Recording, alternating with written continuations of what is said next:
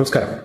ഏതു നിമിഷവും അമേരിക്കയുടെ ഭാഗത്തു നിന്ന് ആഴ്ചകൾ നീണ്ടു നിന്നേക്കാവുന്ന ഒരു സൈനിക നടപടി ഇറാനെതിരെ ഉണ്ടാകും എന്ന ഒരു വെളിപ്പെടുത്തൽ ഇപ്പോൾ മുതിർന്ന അമേരിക്കൻ ഉദ്യോഗസ്ഥർ നടത്തിയിരിക്കുകയാണ്. റോയിട്ടേഴ്സിനോടാണ് അവർ ഇക്കാര്യം പറഞ്ഞിരിക്കുന്നത്. എന്നാലും ആഴ്ചകൾ നീണ്ടു നിൽക്കുന്ന ഈ സൈനിക നീക്കം ഇറാന്റെ ആണവ കേന്ദ്രങ്ങൾക്ക് നേരെ മാത്രമായിരിക്കില്ല, അവരുടെ അടിസ്ഥാന സൗകര്യങ്ങളെ മൊത്തത്തിൽ ലക്ഷ്യം വെച്ചുള്ളതായിരിക്കും. ഇറാനെ തകർക്കുക എന്ന ഉദ്ദേശത്തോടു കൂടി തന്നെയായിരിക്കും ആ നീക്കം. ട്രംപിന്റെ ഒരു ഉത്തരവ് മാത്രമേ ഇനി ഇറങ്ങേണ്ടതുള്ളൂ. അതുണ്ടായാൽ ഒരു നിമിഷം പോലും ഇനി കാത്തു നിൽക്കില്ല. എല്ലാവിധ ഒരുക്കങ്ങളും നടത്തിക്കഴിഞ്ഞു, എല്ലാവിധ സംവിധാനങ്ങളും ഇറാൻ തീരത്തേക്ക് എത്തിക്കഴിഞ്ഞു. ഈ കഴിഞ്ഞ ദിവസമാണ് USS ജെറാൾഡ് ഫോർഡ് എന്ന് പറയുന്ന ഏറ്റവും വലിയ ഒരു വിമാനവാഹിനി കപ്പലിനെ കൂടെ ഇവിടെ ഇറാൻ തീരത്തേക്ക് കൊണ്ടുവരുന്നതിന് വേണ്ടിയുള്ള നീക്കങ്ങൾ ട്രംപിന്റെ ഭാഗത്തു നിന്നുണ്ടായത്. അത് ഏറെക്കുറെ പുറപ്പെട്ടു എന്ന വാർത്തകൾ പുറത്തു വരുന്നു. എന്തായാലും ഏതു നിമിഷവും ഒരു യുദ്ധമുണ്ടാകും, ഇറാനെതിരെ ഒരു യുദ്ധം, ഒരു ആക്രമണം ഉണ്ടാകും എന്ന വാർത്ത അത് അമേരിക്കൻ ഉദ്യോഗസ്ഥർ തന്നെ ഇപ്പോൾ പറഞ്ഞ ഒരു സാഹചര്യം നിലവിലുണ്ട്. എന്നാലും ഇവിടെ അമേരിക്കയുടെ ഭാഗത്ത് നിന്ന് ഒരു ആക്രമണം ഉണ്ടായാൽ ഇറാൻ നേരത്തെ പറഞ്ഞതുപോലെ തന്നെ ആവർത്തിക്കുകയാണ്. ഗൾഫ് മേഖലയിൽ ഉടനീളമുള്ള അമേരിക്കയുടെ സൈനിക ബേസുകൾക്ക് നേരെ ശക്തമായ ആക്രമണം ഉണ്ടാകും. ഞങ്ങൾ എങ്ങോട്ടും നോക്കില്ല, ഗൾഫ് മേഖലയെ മൊത്തത്തിൽ ഈ യുദ്ധം ബാധിക്കും എന്നുള്ള ഒരു മുന്നറിയിപ്പ് ഇറാന്റെ ഭാഗത്തു നിന്നുണ്ടായിട്ടുണ്ട്.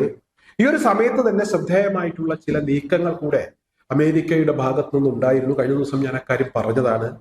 അമേരിക്ക ഇറാഖിൽ നിന്നും നേരത്തെ പൂർണ്ണമായി ഒഴിഞ്ഞു പോയിരുന്നു. അതോടൊപ്പം തന്നെ സിറിയയിൽ നിന്നും അമേരിക്ക ഒഴിഞ്ഞുപോയി. 2 സൈനിക ബേസുകളിൽ നിന്നും അമേരിക്ക ഒഴിഞ്ഞുപോയി. ആ സൈനിക ബേസുകളുടെ നിയന്ത്രണം അതത് രാജ്യങ്ങളുടെ സൈന്യത്തിന് കൈമാറി. അവരാണിപ്പോൾ അവിടെ കാര്യങ്ങൾ നോക്കുന്നത്. അമേരിക്കക്ക് ഒരു റോളും ഇല്ലാത്തൊരു സാഹചര്യമുണ്ട്. തീർച്ചയായും ഇറാന്റെ ഒരു പ്രത്യാക്രമണം അമേരിക്കക്കെതിരെ ഉണ്ടാകും, ഈ ബേസുകൾക്ക് നേരെ ഉണ്ടാകും എന്നുള്ള ഒരു ഭയം തന്നെയാണ് അവിടെ നിന്നും ഒഴിഞ്ഞു പോകാൻ ട്രംപിനെ പ്രേരിപ്പിച്ചത് എന്ന ഒരു വാർത്ത പുറത്തു വന്നിരുന്നു. അത് ഏറെക്കുറെ ശരിയാണ് എന്ന കാര്യത്തിൽ തർക്കമില്ല. കാരണം മറ്റ് രാജ്യങ്ങളിലെ സൈനിക ബേസുകൾക്ക് നേരെയൊക്കെ ഇറാന്റെ ഭാഗത്ത് നിന്ന് ഒരു ആക്രമണം അത്ര പെട്ടെന്നുണ്ടാകില്ല എന്നുള്ള ഒരു ആത്മവിശ്വാസത്തിലാണ് ട്രംപ്. ഖത്തറിനെതിരെ ഉണ്ടായാൽ ആ രാജ്യവുമായി പ്രശ്നമുണ്ടാകും. സൗദി അറേബ്യക്കെതിരെ ഒരു ആക്രമണം നടത്താൻ അതിനും സാധ്യത കുറവാണ്, പെട്ടെന്നുണ്ടാകില്ല എന്നുള്ള ഒരു ആത്മവിശ്വാസം ട്രംപിനുണ്ട്. അതേസമയം സിറിയയിലേക്കും ഇറാഖിലേക്കും ഒക്കെ ആക്രമണം ഉണ്ടാകും, ശക്തമായ അറ്റാക്ക് ഉണ്ടാകും എന്നുള്ള തിരിച്ചറിവിന്റെ ഒരു പേടിയുടെ ഭാഗമായിട്ടാണ് ട്രംപ് ഒഴിഞ്ഞു പോയത് എന്ന വാർത്തകളാണ് ഈ കഴിഞ്ഞ ദിവസങ്ങളിൽ പ്രത്യക്ഷപ്പെട്ടത്.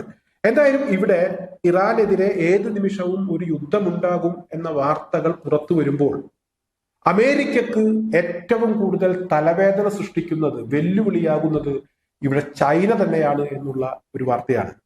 അമേരിക്ക രഹസ്യമാക്കി വെച്ച പല കാര്യങ്ങളും ചൈന പരസ്യമാക്കിക്കൊണ്ടിരിക്കുന്നു എന്ന ഒരു വാർത്ത ഇന്ന് പുറത്തു വന്നിട്ടുണ്ട്. അതായത് ജോർദാനിലെ സൈനിക ബേസുകളിൽ അമേരിക്ക സ്ഥാപിച്ചിട്ടുള്ള വ്യോമ പ്രതിരോധ സംവിധാനങ്ങൾ, താഡ് സംവിധാനങ്ങൾ, ഇതിന്റെ ചിത്രങ്ങളൊക്കെ ചൈന പുറത്തുവിട്ടിരിക്കുകയാണ്. അതായത് അമേരിക്കയുമായി ബന്ധപ്പെട്ട് അമേരിക്ക എന്തൊക്കെ നീക്കങ്ങളാണോ നടത്തുന്നത്, ചൈന അതെല്ലാം പകർത്തിയെടുത്ത്, അതെല്ലാം ഒപ്പിയെടുത്ത് ഇറാന് കൈമാറുന്നു.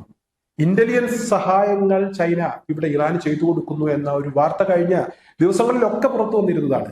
എന്നാലും ഇത് അമേരിക്കക്ക് വലിയ തലവേദന സൃഷ്ടിക്കുന്നുണ്ട്. മാത്രമല്ല ഇവിടെ ഒമാൻ ഉൾക്കടലിൽ ചൈനയുടെ 2 യുദ്ധക്കപ്പലുകൾ ചൈന വിന്യസിച്ച ഒരു സാഹചര്യവും നിലനിൽക്കുന്നുണ്ട്.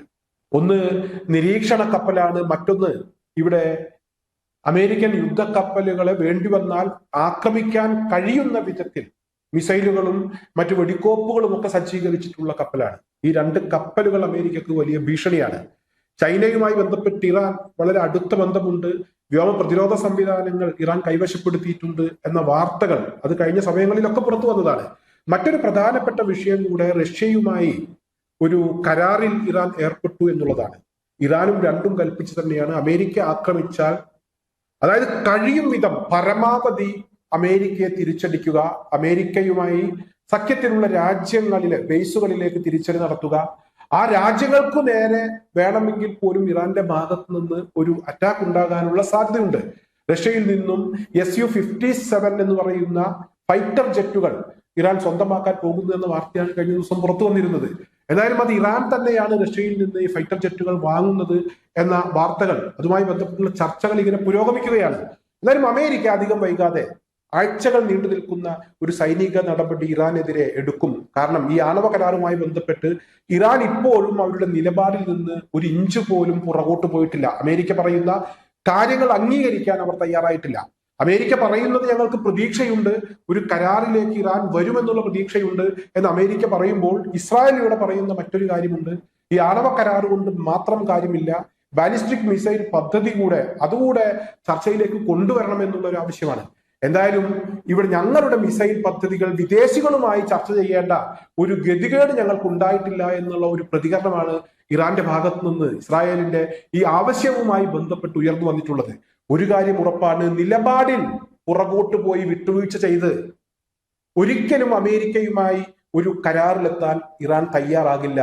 യുദ്ധം ഏത് നിമിഷവും ഉണ്ടായേക്കും എന്ന ഒരു സാഹചര്യം തന്നെയാണ് ഇപ്പോൾ നിലവിൽ വന്നിരിക്കുന്നത്.